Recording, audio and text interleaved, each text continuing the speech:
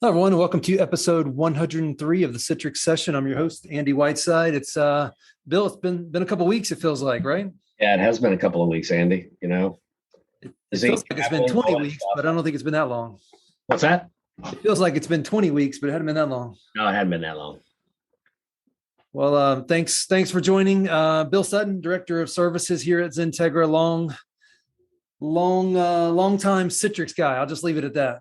Yeah, that's pretty accurate.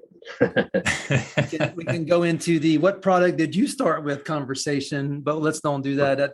That's actually one of my pet peeves. And Geremy, you'll find this interesting. I actually kind of dismiss people a little bit when they start telling me what version they started with, because 9 out of 10 times that means they don't know the latest stuff and they're stuck in the old stuff, which is the last thing that I want. And one of the reasons why we do this podcast is to help people get out of the old Citrix world and into the new Citrix world, which is still all the great old stuff, but all the great new stuff too. Where those conversations go. So Geremy Meyers is with us. Geremy is local here in the Charlotte market. And Geremy and I go back a long time. Geremy is it a director position over the sales engineers at some segment of?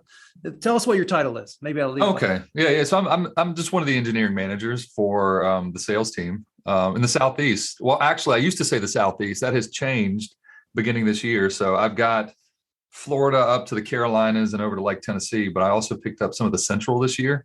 So the Central includes Michigan. So I can't really say the Southeast anymore because it touches Canada, right? But just to break your own protocol, Metaframe 1.8. There you go. Metaframe 1. Okay, Metaframe 1.8. Yeah. Metaframe 1.8. Yeah. That's I think that's when I touched it the first time too. Mm-hmm. Yep. You remember? Hey, Geremy. So Geremy, here's this CD. Go install it. Yeah. We did CDs back then. Yep. And you installed that on top of Windows NT, right? We did. Actually, let me take that back. That might have been the first version that sat on top of 2000. Right. Mm-hmm. I think the version before that, you had it was what is it? WinFrame 1.0, and that sat on. Yeah, go ahead. That sat on top of a special version of NT, right? There was Windows NT4, and then there was NT4 Terminal Server Edition. Yeah. Actually, WinFrame 1.7 and 1.8 came embedded with NT351. It was all licensed that way. So you put the CD in, you got your OS, and you got your Citrix all at one time. And it's very similar to what you just stated, Geremy. Bill, we know you've done some server builds. Here's a new product, WinFrame 1.7. Go install it. No internet. What I just heard is Bill just won. Bill just won. And Geremy, I'll do this for you, which we've done for other people that have been on the podcast before. Do you still remember the first time you saw it and thought, wow, man, that's some applicable stuff right there? Yeah, I do actually. In fact, it was over dial-up modems. So the company we did the work for, they wanted to do remote learning. And I remember they wanted to bypass a VPN, which, by the way, we still try to do today, right? We've got customers really trying to sidestep the whole process of a VPN, but it was dial-up. So I do remember basically a 56K modem bank inside a server, and folks would connect and you heard the noise. The noise, but yeah. Yeah, Citrix should do like something in the product where it makes that noise. If you tell it, you turn it on. Yeah, that wouldn't make sense. But well, thanks for joining. I think our topic that we've talked about picking for today is around the pending release of a new long-term service release coming out. Is that true, or has it already come out? Ooh, that's a great question. So I saw this blog post this morning. I was checking on this late last week. So if you okay, so if you sort of steal some time here real quick, I'll go look, but I don't see it out there just yet. Oh, either way, what we're going to talk about is applicable. Yeah. So we have a blog from Monica Grismer, who's been on the podcast with us multiple times, and always love having Monica on. But we chose to do this podcast or this topic about 30 seconds ago. So Monica didn't get a chance to join us, but always welcome in the future. The title of the blog is "Get Ready for the Upcoming Citrix Virtual App and Desktop LTSR." So to me, the title kind of says it's not quite out yet, but and this blog is from very recent. So we'll give it a few more days, but we're going to talk about it anyway, because we know it's coming, and we know that long-term service release is a big part of the Citrix world. The way it unfolds these days, and customers really need to know not only how it applies, but what's included in the long-term service release.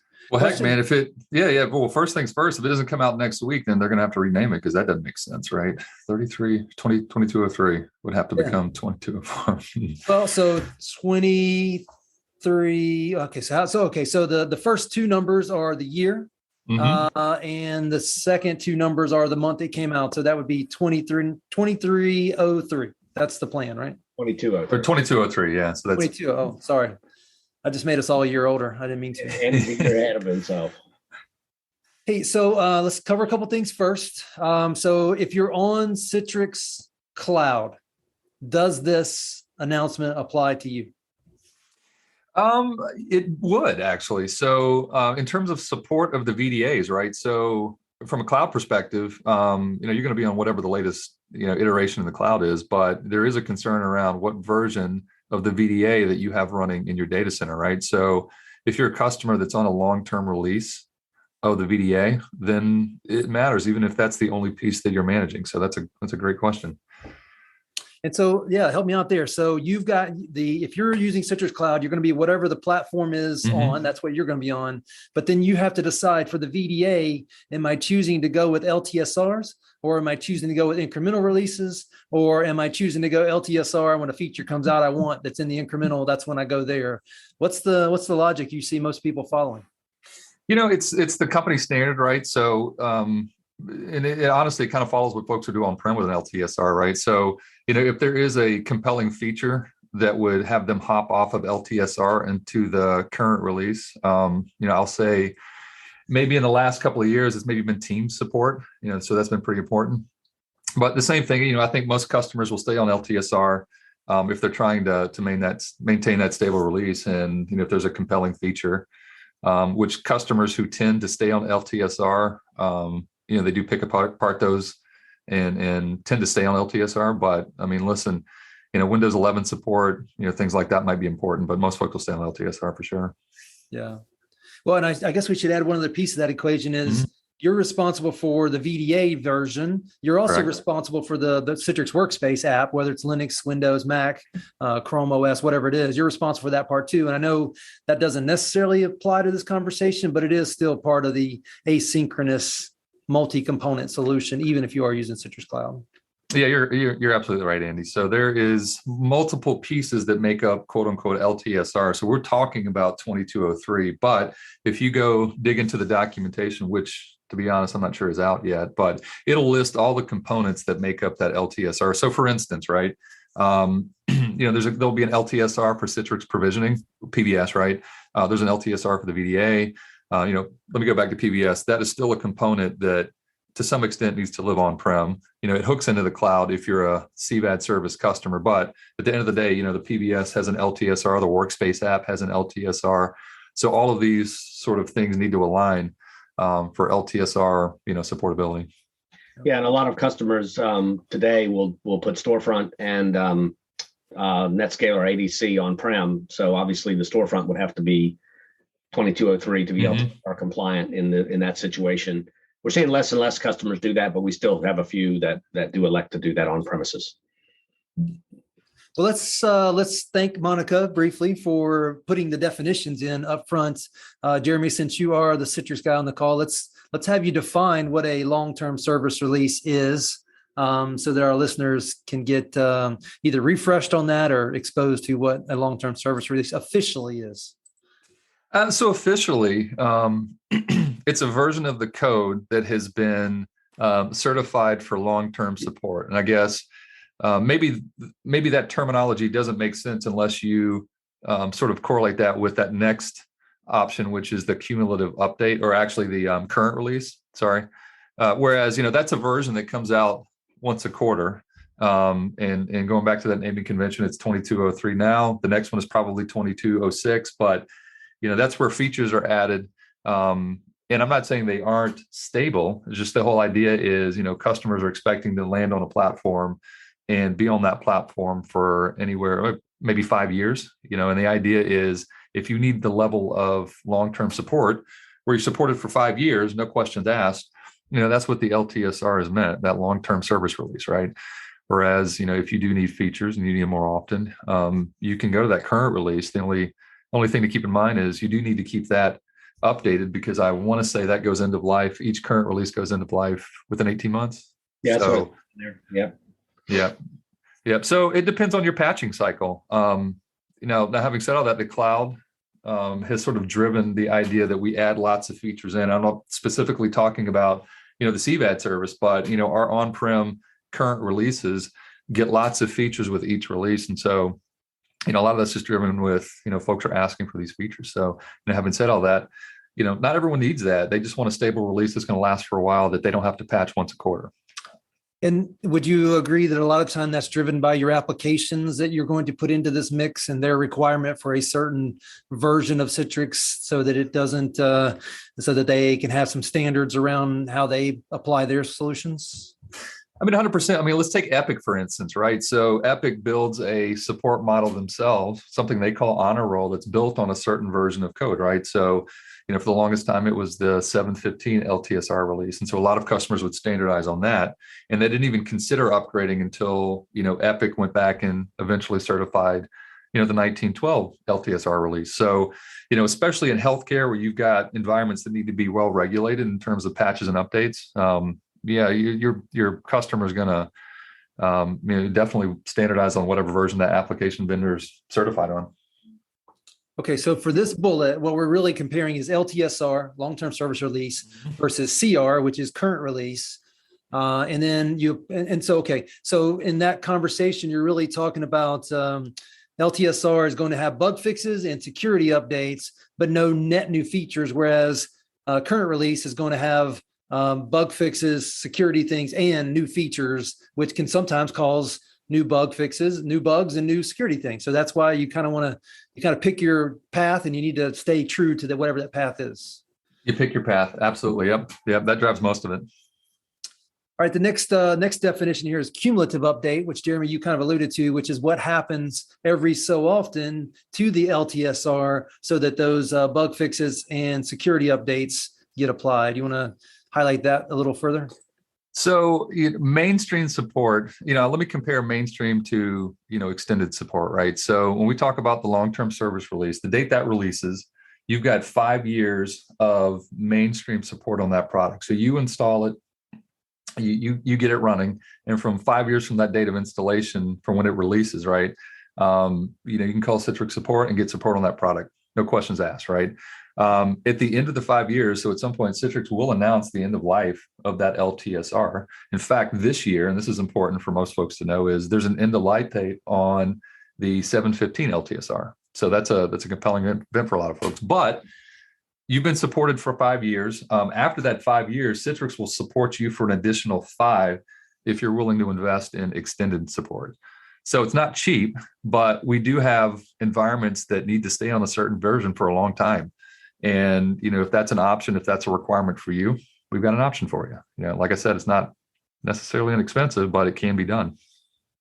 Yeah, and that's the fourth bullet, right? The ability to have support beyond the 18 months, beyond the 3 to 5. You mentioned 3 earlier, and then you mentioned 5. I think it is 5, right? 5 years of LTSR. It is 5. Yeah, without having to pay extra. Correct. Yeah, so that you get the 5 years of mainstream support, and then there's 5 additional years of extended support. If you purchase it. And all this just goes back to the world. We were talking about MetaFrame and WinFrame a while ago. Back then, you just bought a version and you stayed on it for 5, 10, sometimes more than 10 years, some people. And it was supported until a certain point in time when Citrix just had to cut everybody off. The whole point here is to kind of eliminate those kinds of scenarios going forward, and people know what they've got support for as they buy into it or implement it, and it's not fungible down the road. Exactly. Listen, this stuff, especially LTSR, they'll run. They're supported, they're stable, and we've got customers that do that. Heck, I had a conversation with a customer this week that was on. Well, the conversation started because they wanted to know how to migrate their license file off a 2003 server. And I said, let's talk, right? And as it turns out, they were still running a version, I think 4.5, no, maybe 5.0, depending on the service pack. But yeah, they were still running that in production, running their main app, right? And it's shame on us for not reaching out to them and letting them know exactly, where that's at in support. But folks just set and forget it. So, these dates are really important to understand, just in case something, pops up. Well, the nice thing, if you're not touching it, it probably just keeps going, but then it just kind of lives over there in the corner and goes on forever. Bill, you're in the middle of a project now that, is it 4.0 or 4.5 that the customer's on? Customer has a small 4.5 environment and a larger 6.0 environment. Yeah. Well, and the important thing here is, that's a security risk, right? So as much as we like to say it sits in a corner and run, you're absolutely right, Andy. At the end of the day, this got exposed to a security audit where, someone said, hey, this is this is an easy layer to fix, just replacing, what version of code you got. Yep. Hey, Bill, regarding those definitions, I know you've got a lot of experience here. Anything that we didn't cover sufficiently enough before we move into the FAQ part of it? I hit all the relevant points. No, I don't have anything to add.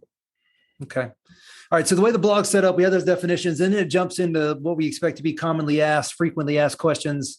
And the first one is a very common one, of course. What VDA, what virtual desktop agent? I'm a big fan of translating acronyms. What virtual desktop agent and server operating systems are supported in the upcoming Citrix Virtual App and Desktop 2203 LTSR? Geremy, you want to cover that? Sure.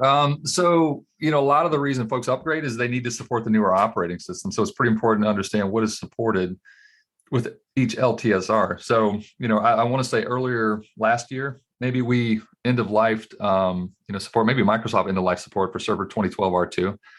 And so, that's no longer supported with this new version of code. So with the VDA 22.3 or 2203, Windows 10, Windows 11 from a desktop perspective, and, Server 2016, 19 and 22. So, if you're standardizing your data center, I've talked to plenty of customers who have not given Server 22 a look yet, but they're certainly standardizing on 19, and we'll probably look at 22 here, maybe in a couple of years, maybe a year or so.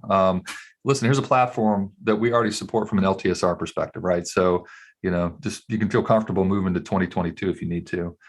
And from a platform perspective, I'm not sure if I understand the difference here between this top. Well, the top one is VDA support. The second one is the platform, the controllers and things. Got it. All right. That makes sense. So, yeah, so for folks supporting who need 2019, that was supported in the last LTSR, but, if you're standardizing on 2022, that's an option. So maybe you're not doing it now, but when you revisit maybe your data center platform support here in a year or two, just know that this will be the version you need to be on if you want to get to, Server 2022. And it's not untypical for Citrix just to follow whatever Microsoft's supporting with the latest operating systems. And it looks like what's happening here. And that's absolutely what's happening, right? Is trying to follow Microsoft's model on their support, right? So I want to say with, 715 LTSR, we had to adjust that, or maybe it was 7.6, I forget, but we had to adjust that based on Microsoft's stance on Windows 7, right? So, again, we tried to alter that to match what our customers are doing, especially around Windows support. So yeah, that makes sense. Yeah. Time marches on, and we must march on with it. Bill, you see this as a opportunity for us to help clients figure this out? Yes, absolutely.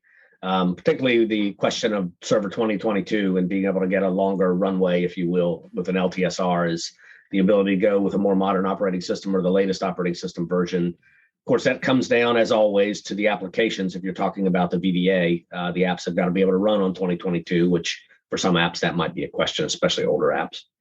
Yeah. Well, so you bring up a really good point, Bill, right? So, you're not married to one version of the OS here, right? So this VDA support, for instance, covers 2016, 2019, 2022. So you can certainly, and I think this might lead, this is the next question, can I mix VDA versions? The answer is yes, especially with an LTSR. But you probably need to stay on that LTSR version to maintain support. But you can mix and match different versions of the OS because the VDA actually supports all those different platforms. So keep that in mind as well. Yeah. So if you have a situation where you've got an app that's running on 2016, but you've got some newer apps that you want to go ahead and move over to 2022, you're not having to build another environment. You just put the VDA supported on all of those OSs.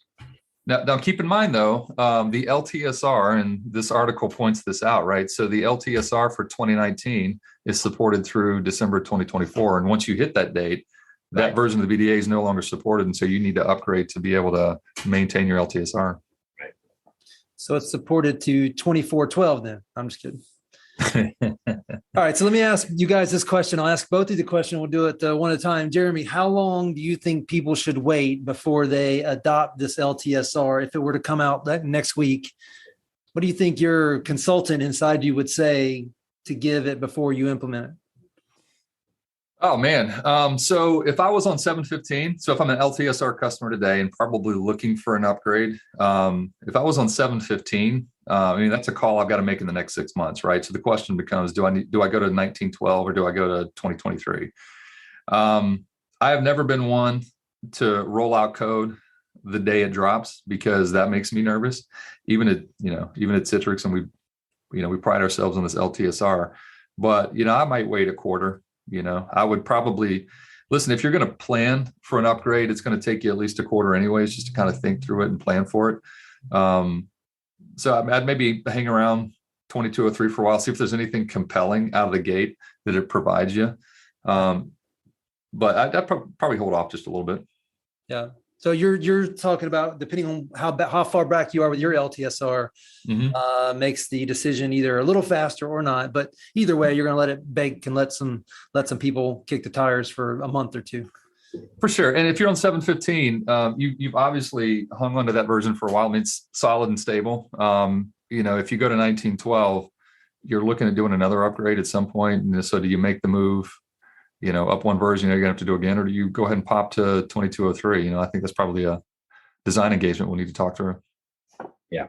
But at the very least, right, I bet both of you guys would agree, you have to go through your app portfolio today, maybe bring in a Remo 3 and start looking at where your apps are in terms of functionality as well as support, so that you're not left handcuffed when the time comes to move.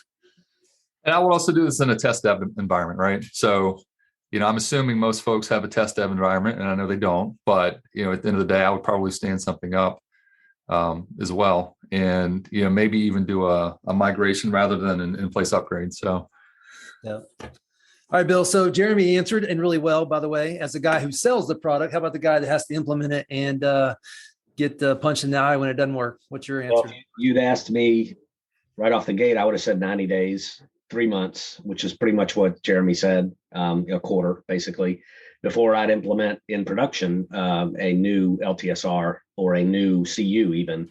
But I would encourage a customer, especially someone who's on 7.15, to go ahead very soon and stand up a pilot, if you will, that could be moved to production relatively easily.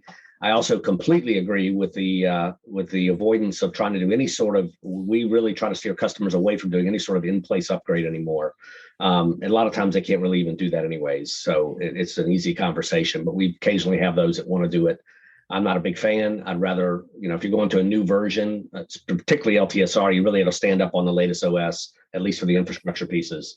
And then, like you said, Andy, bring in a Remo 3 for the app stack, see what you can run on the latest OS, or have a farm that's or a site that's got multiple OSs in it, as long as you're cognizant of when those OSs go out of support. Right. What do you guys think about this following statement? The fact that Citrix has so many clients running in the cloud these days, using their cloud platform, using the Citrix as a service, what I would call a platform. Citrix has more insight today into knowing what people are running and how successful they are than they did back in the perpetual days where you had to wait on people to call in with concerns. I realize that's a little bit of an incubator type thing, but it's also really valuable in terms of the analytics that would go along with making sure everything's as good as it's supposed to be. I mean, I would agree with that for sure. I know it's, all that data is anonymized. So, it's really hard to pinpoint who's who, but listen, I know that if we were to trend support cases and the sorts of things that tend to happen, the fact that a lot of customers are running single database, the fact that, a lot of customers, well, let's take a step back. What we can gather is launches for sure, right? So we'll know, what launch failures look like and things like that. And so that's important to gather. I don't know that customers have that same insight if they're running this on-prem without some kind of third-party tool that can grab that. I don't know. What are you guys seeing? Yeah, in most of our cases, they do have third-party tools. A lot of them will leverage Director, but a lot of them want visibility that goes deeper than Director, down into the executable level, IO consumption, CPU consumption at the executable level that gives them a little bit more information about what's happening within the workload or within the VDA. So we do have a lot of customers that do leverage deeper inspection tools that can give them that data. Yeah. Yeah. My whole point bringing that up was, in theory, we're better together, right? So if you're not using the on-prem solution and you move to Citrix Cloud, that data is going somewhere and decisions are being made on behalf of the betterment of the entire group. Now, sometimes that's the opposite of what somebody wants. They want to control their own destiny, but the Citrix Cloud approach really adds a whole level of analytics. You got your security analytics, your performance analytics, but just the stability of the platform. And I'm sure that data makes its way down to the on-premises version. Next question here is, I am running an operating system that no longer supported by Citrix Virtual Apps and Desktop 2203 LTSR. What does my upgrade path look like? Always a lot of fun. Bill, you want to handle this one? Yeah, the upgrade path, I think we kind of touched on it a minute ago, was where I would start with would be a pilot, and get the new infrastructure in place, get the infrastructure pieces laid down, and then they can actually bring those workloads over with the existing VDA version if they want to, and then upgrade later. There's lots of ways to approach it, and that's where we come in and being able to provide that advice on the best way to approach an upgrade, particularly a larger upgrade. Yeah, I think you and I both have mentioned it, but Remo 3, right? We start with running the apps through Remo 3 to find out what the tool tells us to expect in that new operating system. Right. Yeah. And then you mentioned a pilot, always good. And then we kick the tires, and maybe we even use login VSI and do some at scale load testing, and if all that checks out and our vendors check the boxes that they support it, then off we go. Yeah. I have a quick question I meant to ask you guys a while ago. The 2022 version of server, does it look like Windows 11 UI or Windows 10 UI? If I'm doing desktops. Ooh, that's a great question. I haven't studied. I don't know. I'm going to say Windows 10. This is me guessing. This is my I haven't looked answer, but I think 2022 came out before Windows 11 did. So I'm going to lean towards Windows 10.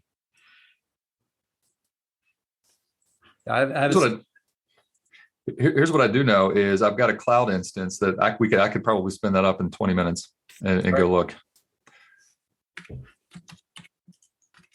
Sorry, I'm Googling it right now. So we're Googling it right now here. Yeah. Windows 2022 UI. I just did the exact same Google. So we could have shared Googles. This looks like Windows 10. It looks like Windows 10, yeah. It does, yeah. Yeah. And sometimes that's one of the benefits of staying backwards, which this isn't that far backwards. This is in line, or moving forward, is that that concept that you're getting a Windows 11, whatever the latest UI desktop experience is, and you're really running on a server OS. And as long as the users have what they need, why do they care? Yeah, it looks like biggest thing is. It looks like the biggest thing is Microsoft Edge is the default browser in 2022. Well, in that case, the new Edge. So maybe this is a conversation for another podcast, right? But just considering Microsoft's licensing around M365 and future versions of apps and what versions of the OS they can run on, specifically 2022. I wonder if we're going to get to a situation where folks aren't deploying 2022 for server desktop just because some of the Office apps won't run, per the EULA. So I might have just opened a can of worms for this podcast, but I think we should. We'll see if there's a blog that pops up on that. That's an entertaining conversation. Yeah, absolutely. If somebody were to write one, that would be awesome. Maybe we can just do a one-off coverage of that. That's a confusing world. Questionable whether Microsoft should even be allowed to tell you, hey, you got this license, but you can only run it over here if you want to run it this way. Yeah. The world has kind of gone back to the 90s, early 2000s, where you're like, how do you get away with doing that? And the answer is, it's my license. I can do it however I want. Or Microsoft, it says it's our EULA. I probably shouldn't go too far down that path in this conversation. All right, Geremy, anything you want to add to this? My OS is no longer supported conversation. What do I do? No, I think Bill nailed it there. I think this next one, we probably touched on this with the upgrade path. So go ahead and hit this one real quick. So the question is to upgrade to Citrix Virtual Apps and Desktops 2203 LTSR. what version of the previous LTSR should I be on? Go ahead, Jeremy. So here's the loaded question. I think it's alluding to the idea you're doing an in-place upgrade. And so if that's the path you're going down, you'll need to be, 715, CU7 or CU8 or, 1912, CU4, CU5. So again, I think our guidance is probably don't do an in-place. There's no fallback at that point. So you'll want to do, a separate site or just a separate install. But if you went down this path, these are the versions you'll need to be on to do an in-place upgrade. Yeah, this is always a fun one because in the old days, you pretty much just always did a new implementation, parallel, and then cut over, which the nice thing about that, it's like when I move, unfortunately, I move every 3 to 4 years, it seems like, and it gives me a chance to clean up and start fresh, even though it's it's a pain to have to do all that. But Citrix, when we came out with the FlexCast architecture, had the ability to do in-place upgrades much easier than before. That's the good news. The bad news is a lot of people have brought junk forward from version to version to version. I think this is kind of, up to the beholder as to decide whether or not a in-place upgrade is the right answer or a parallel install. Yeah. So what do most people do? Yeah, that's my question. What do most folks do? Most folks we recommend they do a parallel install. When you think about going from seven, to your point, it will depend on which LTSR they're running. Are they running 715 or are they running 1912? Obviously 715, the only commonality between that and this new one is server 2016. So if the customer's interested in going to 2019 or 2022, they really need to do something parallel unless they want to do an in-place upgrade of the OS, which I would not recommend. Yeah. You just did the consulting thing and really thought about all the angles, Bill. I didn't even occur to me that we're talking about you could be running your delivery controllers on 2012 R2, which is not supported with the latest version. So yeah, it's a good call. Yeah, it just highlights that this stuff keeps moving forward. It's great to be in the consulting space as long as people keep buying on-premises perpetual stuff. On-premises stuff, there's going to be consulting activity. And even when it's in the cloud, there's consulting activity, but that really does mitigate the need to have to even answer that question when you get to the cloud-based solutions. Yeah. All right. Hey, how you guys doing on time? I know we got started a little late. I got some time. Okay. Next question. Can any current release be upgraded to 2203? So the answer is yes, with the guardrail being 2020 or releases that were released in 2020 or 2021, which kind of makes sense if just given basically the support lifespan of a current release anyways, only goes back to 2022. So that makes sense. Do you see customers, Bill or Jeremy, with the intent of staying on an LTSR? They get bumped into a current release because they're looking for a feature and then they try to bump back to the next LTSR. Is that an approach people take? It is an approach we found people taking when the pandemic hit, and they wanted to be able to do Teams and Zoom. To Jeremy's point earlier, Teams and Zoom offloading, and that was a fast changing or fast pace of innovation around Teams offloading and Teams optimization, Zoom offloading, Zoom optimization. There were a lot of changes made in VDAs that came out, as well as in the optimization clients from the vendors themselves. So that drove some customers to either silo off a group of servers that ran a newer VDA, which would effectively put them out of compliance from a LTSR perspective, unless there were exceptions. And so we did have some, but I can't recall any that did it wholesale. That did it wholesale because it would have driven them out of compliance. So Bill, is it wrong if a customer were to have good intentions to be on LTSR, a feature comes out, they bump to that current release, but then they fall back into the next LTSR? I mean, that sometimes things happen, right? Yeah, I don't see anything wrong with that. The only issue would be is if they ran outside of that 5-year window, they wouldn't be supportable. I believe, Jeremy, they would have support questions or support issues. They might have to go back to that LTSR to get support, the actual LTSR VDA to get support on. But so it wouldn't be out of the realm of possibility. Maybe they created a machine catalog that still runs the 1912 LTSR, and the newer machine catalog runs the CU LTSR, and they could roll back easily if they need to, or something like that. Yep. All right. Next question. How can I start testing my environment today? This goes back to Jeremy's comment about everybody having a test environment, a non-production environment. And the reality is most people don't. They may have a VDA or a server stood off to the side where they're testing VDA versions, but not an actual full mirror of their production environment. And that's just the reality of it. What is Citrix recommending for getting started in testing? So with the understanding that 2203 hasn't actually dropped yet, the LTSR, you can actually test with 2112. So that was the current release that was released back in December, because all of the features there, and this is what the blog post points out, is all the features and capabilities are there. That's going to roll into 2203. So if you want to get your hands around it, get familiar with it, you want to wait, the 2 or 3 weeks, whenever 2203, drops, you can do that now. So this next topic brings up, the supporting pieces of the infrastructure that goes along with this, specifically in this case, Citrix Hypervisor. Older people would call it XenTegra. It's not just the hypervisor in question here matters as well, and making sure you align those. I think, Bill, we probably run into lots of projects where we're implementing something. People want to go to the latest only to find out that the hypervisor they want to implement with is way out of line. And that ends up becoming a slowdown. All the time. Yeah. And it's not just Citrix Hypervisor. It's the VMware as well. We find customers that are still running older versions of VMware that are either close to out of support or actually out of support. And that means typically that they're not going to be supported on a new LTSR.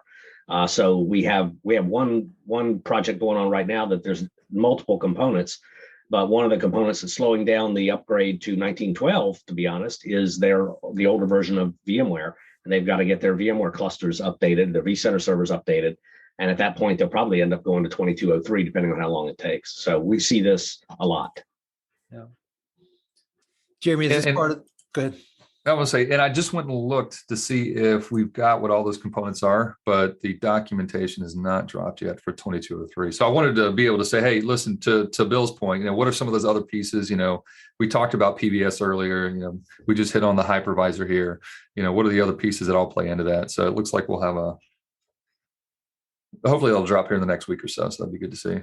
Yeah, the easy answer is just to stay within the Citrix ecosystem and be on whatever the latest update that LTSR is and all the different components. But as was pointed out here, there's other variables that go into that mix. Geremy, you actually mentioned before we hit record that this LTSR maybe enables some hosting connection type of things that, I don't know, elaborate on what we talked about briefly before.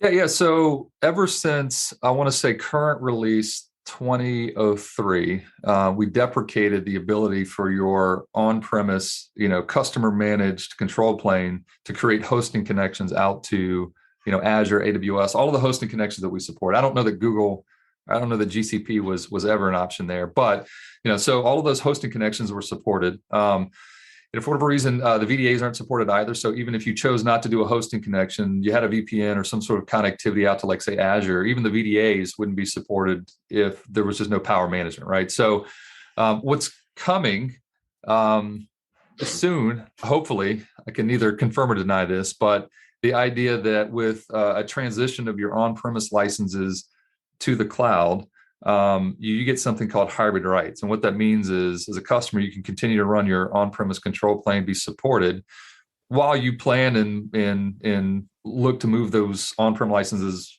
managed locally, but managed from the cloud, right? Now, for the longest time, you've been able to create hosting connections from the Citrix managed cloud plane. But, what you'll be able to do with your hybrid rights and this LTSR release is create hosting connections to those clouds if you've made the transition. So, we do have customers who basically want to lift and shift the entire stack up to, like, Azure. The challenge being, now I can't create, a connection out to AWS to support it. Now you'll be able to do it with your hybrid rights, which is pretty important. Yeah. No, it's good. Good that Citrix is thinking that people are going to get into that bind and need that option.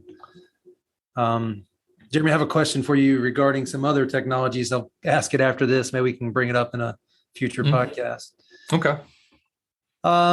Bill, any comments or any additional comments on the hypervisor piece, Citrix or others that play into this decision? Yeah, I know Geremy was indicating that he wanted to look at 2203, so I went back and looked at 2112, and from a vSphere perspective from a vSphere perspective, you need to be on 7.0 U2 or later. So I would imagine that 2203 will be very similar. Probably maybe U3 or later, who knows?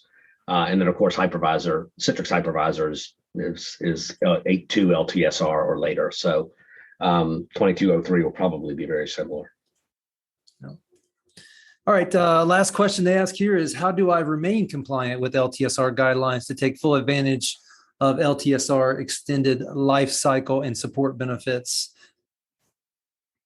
Yeah, this is really just about keeping everything up to date. So you need to apply the CUs, but the customers would need to have the if they're running on-prem control plane, need to have the delivery controller and all the other components there on the latest LTSR, and then the VDAs need to match. And then when a CU comes out, you need to upgrade the controllers if the CU applies to them in the VDAs, and just keep them at the latest CU. And you should be good when if you need to call support. And Bill, I think you highlighted the important word, and that is all, right? If I've got 5 different components and one isn't, but everything else is, then in theory, I'm not compliant. Well, my experience has been if you're having problems with that one VDA that's got the older that's got the older version on it, and you call support and you show it to them, and they pull up the add remove programs and say this thing's running the older VDA, then you may have an issue getting support if the old VDA is out of support, or you're trying to get it out of the LTSR window. So it's really all about maintaining compliance for support perspective. If you're not worried about that, then it's the Wild West, which I wouldn't recommend, but you get it. Well, that highlights that the big part of this is about making you supportable. Therefore, right, you have to do your part. You have to be on the LTSR, not variating one way or the other. You got to be in line with it. If you're going to call in and say, I'm on the LTSR, I need help me. Right. Yeah. But would you say that a lot of customers who are still on an older VDA, a lot of that is driven by the older OS? So I'm on the 2012 server, and there's probably an expectation of limited support anyways, just because Microsoft not supporting the OS, Citrix is not supporting the VDA on that OS. Probably goes hand in hand a little bit. It does. It largely goes hand in hand, but I think a lot of times customers don't realize that the LTSR goes out of support when the OS goes out of support, which actually is kind of interesting when you think about it. But makes sense. But I think customers don't make that correlation, if you will. They understand when LTSR goes out of support, but they don't realize that goes out of support with the OS. And sometimes those may not be aligned if you're going 5+5. Makes sense. All right, guys. Well, I think we've covered the topic. The next one here is next steps. And I think we've talked about a pre-production environment, and we could talk about it again and again and again. And some people have it and some people won't. And some people have it in lockstep with their production environment, and some will be very vague as to how it applies. But at some point, you got to stand this thing up, maybe work with a partner like XenTegra, maybe work with Citrix Consulting or both, and figure out, how do I get here? Absolutely. Yeah. Mm-hmm. Well, Geremy, thanks for joining. This is the first one you've been on. I appreciate it. I told you guys in the past, the one thing I'm looking for is someone with real world knowledge to help us with these podcasts. And obviously you bring that to the equation. So I appreciate you filling in here. For sure. I'm happy to hop on whenever. Yeah. Look forward to having you next time.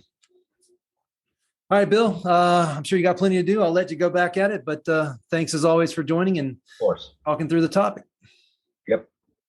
All right, guys. All right, guys. See you guys.